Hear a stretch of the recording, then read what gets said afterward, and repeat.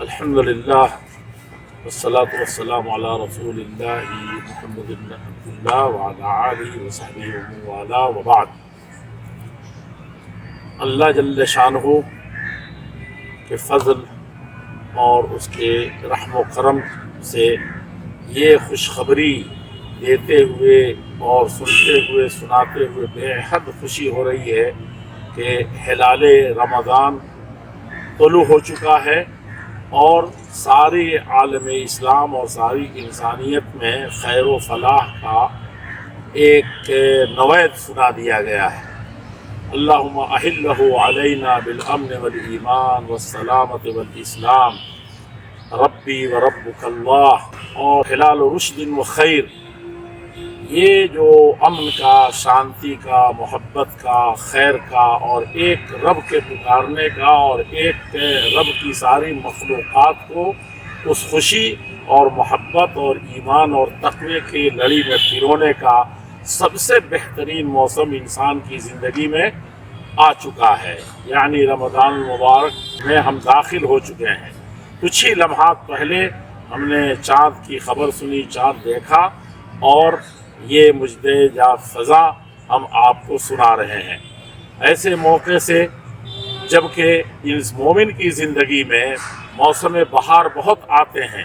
انسان کے اپنے بہت سے سوچے ہوئے موسم بہار ہیں، لیکن نیکیوں کا موسم بہار، رحمتوں کا موسم بہار، مغفرت اور اللہ رب العزت والجلال کی رضامندی کا موسم بہار مومن کی زندگی میں اس طریقے سے جو رمضان المبارک کی شکل میں آتا ہے، ایسا کبھی نہیں ملتا۔ سوچنے والے کے لیے، ایمان والے کے لیے تو بہت بڑی چیز ہے کہ ایک جمعہ دوسرے، الجمعۃ الی الجمعۃ کفارۃ لما بینہما، اسی طرح سے ایک نماز دوسرے نماز کے درمیان، یہ مومن کے لیے باغ و بہار ہے جب یہ مسجد میں آتا ہے اور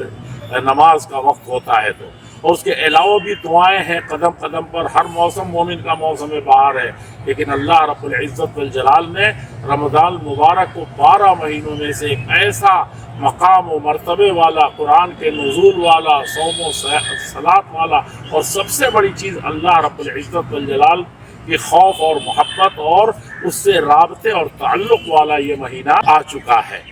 اور یہ مہینہ آپ مقابلہ کریں، دنوں کا مقابلہ کریں تو اس کے دن سب سے افضل، آپ نوافل کا کریں تو اس کے نوافل سب سے افضل، آپ اس کے فرائض کا کریں تو سب سے افضل، آپ جس ناحیے سے بھی دیں گے مہینوں میں سب سے زیادہ افضل، رات کا لیں تو 1000 راتوں سے بہتر اس کی رات ہے، آپ تہجد کا لیں تو سب سے بہترین جو اللہ جل شانہ کو پسند ہے اس کی تراویح کی نمازیں، اور اسی طرح سے کھانے کھلانے کا مسئلہ آئے تو ایک بہت بڑی چیز ہے، لیکن اللہ رب العزت والجلال کے ہاں وہ افطار کا وقت، وہ افطار کا کرنا، وہ افطار کا کرانا اور اللہ رب العزت والجلال سے ملاقات کی خوشی، یہ سب نوید، یہ سب خوشیاں اسی رمضان المبارک مہینے میں دی گئی ہیں۔ کیا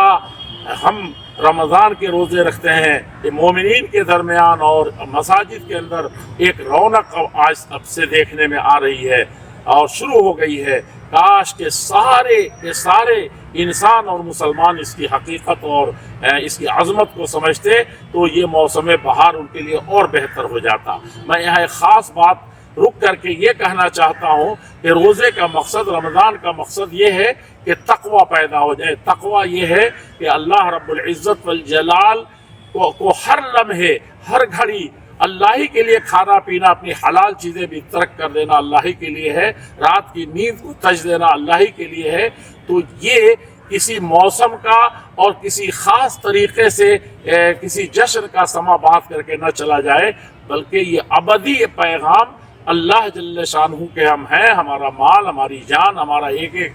لمحہ، یہ سب اللہ کے دیے ہوئے ہیں۔ تو ہم جیسے رمضان میں حوالے کر رہے ہیں، کچھ ایسا مزاج بن جائے، کچھ اللہ سے ایسا تعلق بن جائے، کچھ ایسی محبت کی سوزش اور اس کا درد اور اس سے ہمدردی پیدا ہو جائے کہ ہم پھر اس کو بھول نہ سکیں اور اپنی پوری زندگی کے لیے سب سے بڑا اس کو ہم ایک تعلق بنا لیں، اور اس کے بعد ہماری زندگی کا سب سے بڑا یہ گوشہ ہو جائے۔ میں آپ تمام حضرات کو پھر ایک مرتبہ اس رمضان المبارک کے پا لینے کا اور اس میں تمام نیکیوں کو اسی ولولے سے کرنے کا، اسی جذبے سے جس سے ہمارے نبی کریم صلی اللہ علیہ وسلم، صحابہ کرام اور اسلاف جس کا انتظار کرتے تھے اور اس میں کمر کس کر کے کھڑے ہو جاتے تھے ہر طریقے سے موسم بہار، اسی طریقے سے ہم سب کو اس رمضان مبارک سے فائدہ اٹھانے کی توفیق ارزانی فرما دے۔ یہی اصل مبارکبادی ہے، یہی اصل دعا ہے۔ اس لیے بہت بہت مبارک ہو رمضان مبارک آپ تمام انسانوں کو، اور خاص طور پر ان کو جو روزہ رکھتے ہیں مسلمانوں کو۔ السلام علیکم ورحمۃ اللہ وبرکاتہ۔